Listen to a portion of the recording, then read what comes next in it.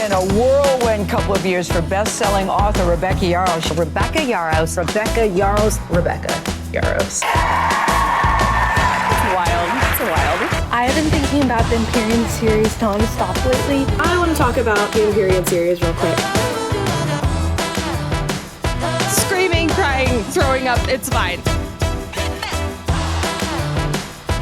That's what the hell I'm talking about, Rebecca! I just finished this book last night, and it was hands down the easiest 5 stars I've ever given a myth book. Baby! 4th week! Oh!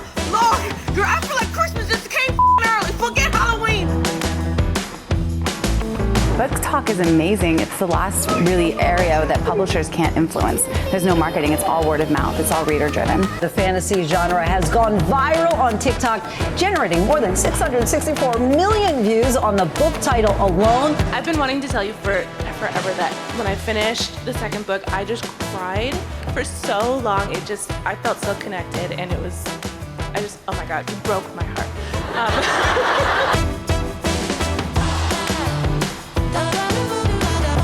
I do like to draw upon the female gaze and make sure that what we find to be sensual and sexual is represented on the page. Hi, I'm Rebecca Yarros, the author of Onyx Storm, and this is my book cover.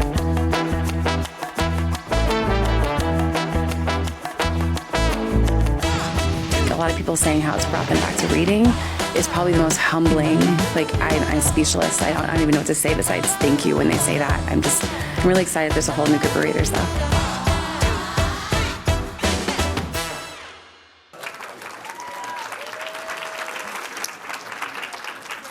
Good afternoon, everyone. I'm Sarah Ellison, a national enterprise reporter here at The Post, and I am thrilled to be welcoming the wildfire-inducing on Book Talk and bestseller list, Rebecca Yarros. Rebecca, welcome to the Global Women's Summit. Thank you for having me. Sorry, that was a lot of me on that screen. That was a lot. Rebecca doesn't like to see herself on screen. So that was tough, but we'll get started, and you don't have to watch. So you have been an author for more than a decade, and you had a dozen books under your belt before Fourth Wing was published. And yet it was this one that exploded. Yeah. What do you think connected about this series with readers? I really don't know. I wish I could say. It could be that you have a heroine with chronic illness that you don't often see in media. It could have been that it was just ripe for dragons. Could have been a cyclical market thing. It was a firestorm of perfect events that led to it that I don't know would ever be duplicated. Well, it was your own inspiration. It worked. But interestingly, the fantasy genre is something that you think of and you think mostly male authors are writing in it. Okay, so we have Game of Thrones, Lord of the Rings, Chronicles of Narnia. What have you found as a woman in this space? How has it been different from you than maybe it is for some of the other authors? I find that when you add women and the topic of sex into a book, you get pushed out of fantasy and into a different genre called romantasy. I know. Right? Yeah. And does that, I mean, I actually didn't know that term before I was preparing to talk to you. Does that mean anything? It obviously doesn't mean anything in terms of sales. Does it mean anything in terms of the kind of reader you get, or? I think it speaks mostly to women. I think in romance as a genre, we have a contract with our reader to deliver a happily ever after. It's part of the unspoken agreement between a reader and the author in romance. And I think in combining that with fantasy, you can give readers an assurance that they're going to get an HEA. So that might speak to us why it's more popular with women, but also I think we're just coming into a time where women like to see themselves in fantasy and realize they can be there. Okay, so without getting into any spoilers, because I don't know how many people here have read, the series follows the brutal and elite world of a military academy for dragon riders, with a love story at its heart. But the book also explores what happens when history erases, or when people in power erase history. What is it about, first of all, do you see parallels to the moment that we're in now? And also, what does this genre lend itself to in terms of speaking to some larger truths? Do you find it easier to kind of grapple with larger truths when you're dealing in this genre? I think one of the beauties of fantasy is the ability to critique our own world while living in another, by showing a world that's parallel and saying, hey, this is what's wrong with ours. Fourth Wing I wrote in direct indirect criticism of us erasing slavery from our history books, especially in the South. It's something we can't make amends and we can't repair what we've done wrong if we don't know that we've done it. You can't not repeat history if you're not teaching it. So by examining it in a book, so examining it in a book shows you, like, this is how this kingdom came to be. They erased their own history, and this is the mess they've made, but also sex and dragons. Speaking of, at the start of the book, you give a disclaimer. Do I? Oh, yes. That I'm like, maybe if you haven't read it, this will tempt you. I'm not going to read the whole thing, but it includes points such as: Fourth Wing is a non-stop thrilling adventure fantasy. Includes elements regarding war, battle, hand-to-hand combat, perilous situations, blood, intense violence, brutal injuries, death, poisoning, graphic language, and sexual activities. Readers who may be sensitive, please take note. absolutely. I believe in trigger warnings. I think that if you have certain triggers and you're not comfortable reading a book, that we should warn you what's in there, but also we warned you what's in there. So. Well, I have to say that I wasn't exactly sure what to expect until I read that, and that was definitely, it brought me in right away. So since its first installment, this series has just dominated book talk, which is not something that I was that familiar with either. And there have been more than 1 billion views across its related hashtags. So what does it mean to tell a story like this in the age of social media? I can tell you it was a lot easier to tell it when no one knew I was writing it. Like, a lot easier. I wrote it in about 2.5 months, and it was just that book that sometimes books just fall out of you. You know, when you love them and you live there, it just falls out of you. And it's not the first time I've written a book in 3 weeks before. But when it becomes so popular, there's definitely a pressure there, and it slows the writing process. It's like living in a pressure cooker. You know that everyone is looking at what you're writing and critiquing what you're writing, and it changes the experience. Because you're just feeling that somebody else is looking over your shoulder? Yeah, there's a huge amount of pressure. I left a lot of the social media apps for it because I am addicted to, like, Instagram reels because I want to see baby cows and goats. Like, I want to see goats in pajamas. And I love that dopamine fix. I have ADHD, and there's nothing like a good, like, dopamine fix right there. But I would find myself, like, I would scroll and it would be like, goat, Rebecca, goat.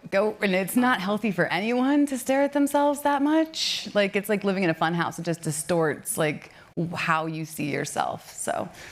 And so you are taking a break. You had just recently described that you are going to take a break from social media to get away from that. I took a month. Okay. I took a month. I did. I took a month. Hey, a month is a long time to, like, I mean, really, everyone's like, are you alive? I'm like, I'm thriving. I took a month off. I took about 4 months off of writing after I turned in Onyx Storm, and then I went and wrote 2 graphic novels. So as much as I said I was going to take time off, I did not. Okay, so, but you have, Fourth Wing was acquired by Amazon MGM Studios for a television series even before the book hit the shelves. Surreal, right? Yes. And thank you. And you have 2 other books that are currently being made into films, one by Lionsgate and the other by Netflix. And we just announced another one last week, so. Oh, amazing. I know, right? So how involved are you in that process? Are you hands off, or do you feel like you have certain things that you're really invested in them getting right?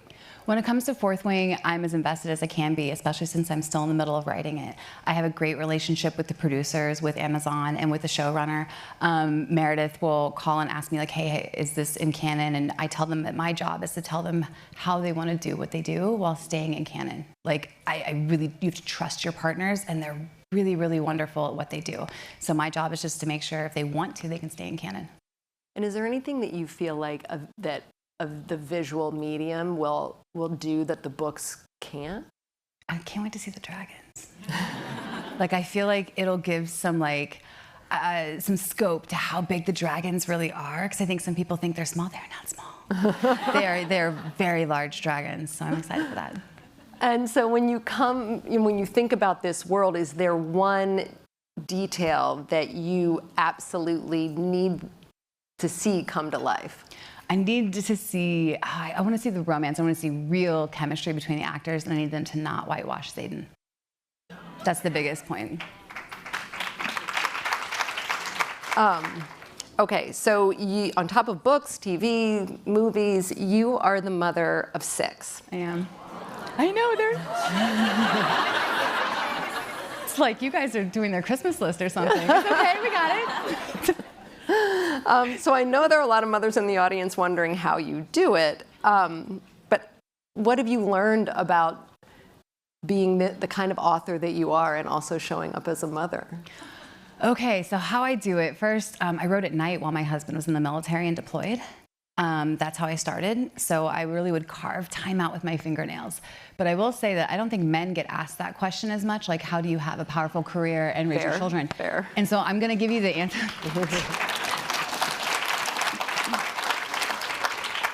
So I'm gonna give you the answer I wish men did, which is I couldn't do it without my partner.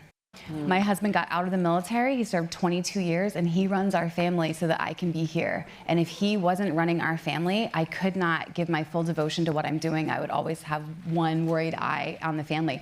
And he's the kind of man that doesn't need you to pack their lunches. So I think we have a full and equal partnership. It's amazing. So your heroine in Fourth Wing, Violet, has the same chronic illness you have, which is Ehlers-Danlos syndrome. Since you were diagnosed, did you always know that you wanted to write a character like that? And what has it meant for you and your kids to see a character like that out in the world? I didn't know I wanted to. As I started plotting Fourth Wing, I realized that's where I would put this character, where she belonged. I really worked out a lot of my own diagnosis, a lot of what I needed to figure out were my limitations and what accommodations I would need while I was writing Fourth Wing. It was very therapeutic that way. And I was very inspired by my sons. All 4 of our sons have it, and they had to do things like give up soccer because they would dislocate their thumbs or break their arms or things like that. But they all held on to hockey. And so they all play hockey. You're very, you're padded up, all that kind of stuff. And watching them know the risks and continue to play the sports they love really inspired me, because I think we are all allowed to set our own limitations and ask for our own accommodations. Absolutely. Okay, so you had mentioned your husband, and you were, for decades a military wife.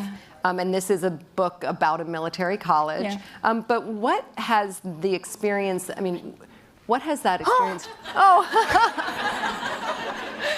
Isn't he cute? That's great. It's like red. Okay. But I don't want to presume that that's why this shows up in the book. Like, how has that experience informed you, and how does it show up in your writing? Are there things that you've learned from him and from your own experience that shows up? Absolutely. I'm a military brat. Both my parents were officers, and then I swore I would never marry a soldier, and did. And he, of course, served 22 years and did 4 combat deployments. And I find that in my writing, I've become more and more critical of the op-tempo we put our soldiers in, about the lack of mental health, about what war really does to a person. And I've never been to war, but I live with the consequences of it. And so I think that informs my writing from a standpoint that I look what it does to the psyche. And it shows up in all of my writing, no matter what I do, because, I've been with him since I was 19. Wow. Yeah. Congratulations. He's cute, right? Okay, so 4 years before you published Fourth Wing, you were making peace with the possibility that you would maybe not make it as a writer. Yeah. And so what kept you going at that time? Man, I'd written a book called The Last Letter, and it was supposed to be the book that broke me out, and it didn't. And it took me to my knees, and it made me feel like, why am I doing this? If I'm not connecting with audiences, why am I doing this? And at the end of the day, I do it because I'm a writer. Because no matter what I do, if no one reads it, I will still play with imaginary friends in my mind and write down their escapades. So really, if I just stopped publishing, all I would do is continue to write and not publish. So I just kept going. When did you start writing? Like when I was a child.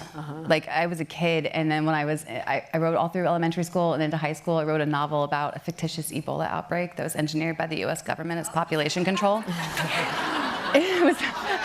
I was either going to be an author or an epidemiologist. There was no in between. And then I finished college, and I realized that the books I was reading every night, because I would read a book a night while my husband was deployed, I wanted to write one. And so I did. I wrote a page a night. And when he came home from that 3rd deployment to Afghanistan, I said, hey, I wrote a book. Wow. You can do it. It's a page a night. A page a night, anyone can write a book. Okay, so you've had this incredible professional success later, not that late in life, but later in life. What did it feel like when that happened? When, I mean, you would write no matter what, you just told us, but how does it feel to be this incredibly successful author? Man, for the most part, I ignore it as much as humanly possible. So I don't read stories about myself. I don't, like, if I see myself on Instagram, I scroll. I just try to keep things as normal as possible for my children, for my family. I'm well aware it's happening. And it's both an extreme amount of pressure, but also I'm so overwhelmed with gratitude for it. So it's very much a dichotomy of trying to hold myself together so that both truths can be possible, if that makes any sense. But it has its moments, its ups and downs, but mostly there's just gratitude. And how do you find inspiration? Where do you get it? Ooh, in music? I love music. I make a playlist before I write every single book. And I go to lots of live music and concerts, and whenever I hear music, I'll think of a scene or something will come to my head, and then it gets written down in a plot book, and off we go. Okay, so we talked about the impact that social media has had on you, but what is your advice for the next generation of writers who are and will be living in a more artificial digital world? Ooh, first, get a pen name. Like, seriously, get a pen name so you can live in the house that you love.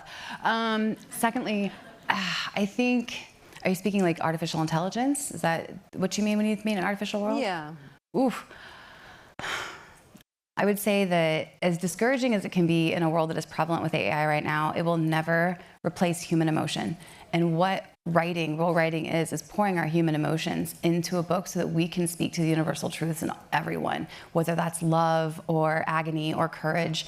And that has to come from a real human. So to take heart and continue to pour yourself into your craft. We've talked about how big you are on Book Talk and how much interaction how much your fans are present on social media. But off social media, what's your interaction with your fans, and what's your favorite interaction that you've had with your fans in real life, IRL? Oh man, I see them at events, and it's always amazing because I ignore myself so much. So to see so many people come and be like, hey, I've read this book, I'm like, oh my gosh, really? That's astonishing. But I think my favorite was at Comic-Con the first year we went. Someone brought in their service dog, and it had little wings, and it said service dragon, right? And I just was like, yes, you understood the point, you got it. And it was really hard to keep doing like the panel because I just kept staring at the dog. But that is probably my favorite thing that's happened. Can you give us any tease about book number 4, the title? It will have dragons. That's all I've got. And where did you come up with dragons? Like, why dragons? Ooh, because I had to pitch 5 different stories to my publisher to be considered to write for the line. So I had to come up with 5 complete plot lines, and I'm trying to cover my fantasy bases. And I think, dragons, I don't have dragons, because who doesn't love like some Anne McCaffrey and some Christopher Paolini, right? And like, yes, dragons. And then I just fell in love with the idea of a girl who had a chronic illness but would end up being the most powerful of them all, and to see that power dynamic shift. And what about casting? Any hints? Absolutely not. No, I never put anything of or my wishes or wants into it because I want them to have a clean slate. So I want to be excited when they bring somebody in instead of being like, that's not who I pictured. So no. Well, unfortunately, we're just about out of time, and we're going to have to wrap. Rebecca, thank you so much. Thank you for having me. Thanks, guys.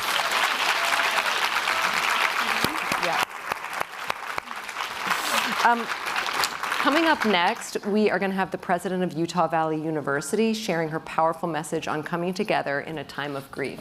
Please stay with us.